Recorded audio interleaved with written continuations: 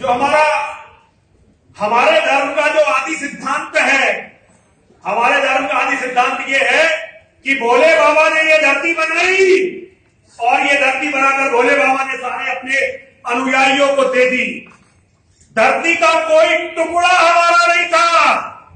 माता च पार्वती देवी, पिता देवो महेश्वरा, बांधवास्य भक्ताश्च स्वदेशो भुवंत्रियम। तीनों लोग हमारे लिए घर थे।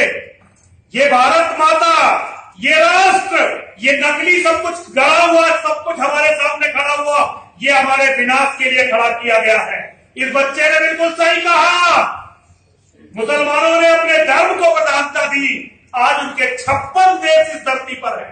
ईसाइयों ने अपने धर्म को प्रधानता दी, आज उनके लगभग 100 देश इस धरती पर है। हम हिंदुओं ने यह सीखा,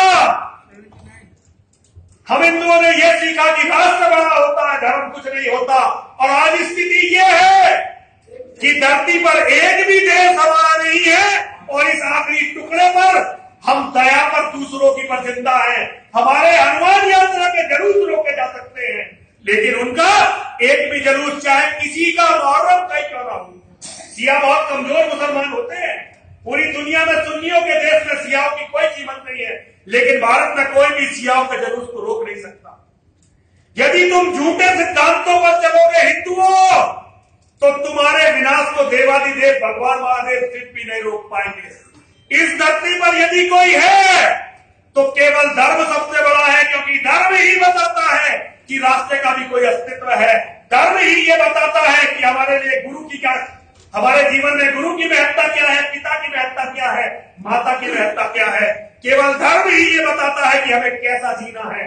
जो धर्म को छोड़ देते हैं उनका विनाश स्वयं भगवान भी नहीं रोक सकते। इसलिए हिंदुओं, यदि देश और धर्म में से एक को चुनना हो तो तुम ईंट पत्थरों को मत चुनना, तुम गारे को मत चुनना, तुम इन लकड़ियों को मत चुनना, इन बिल्डिंगों को मत चुनना, तुम अपने धर्म को चुनना, क्योंकि धर्म को चुनने वालों का कभी भी विनाश नहीं होगा।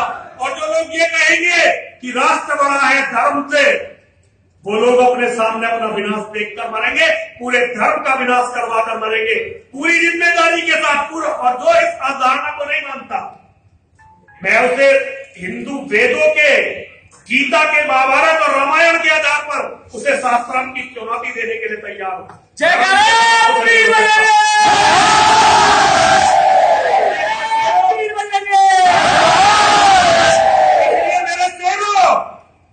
मेरे बहादुरों, मेरे बच्चों, कुछ भी करके अपने धर्म को बचाओ, अपने धर्म को बचाओ और अपने धर्म को बचाओ। अब सांस्कृतिक गौरव संस्थान के राष्ट्रीय महामंत्री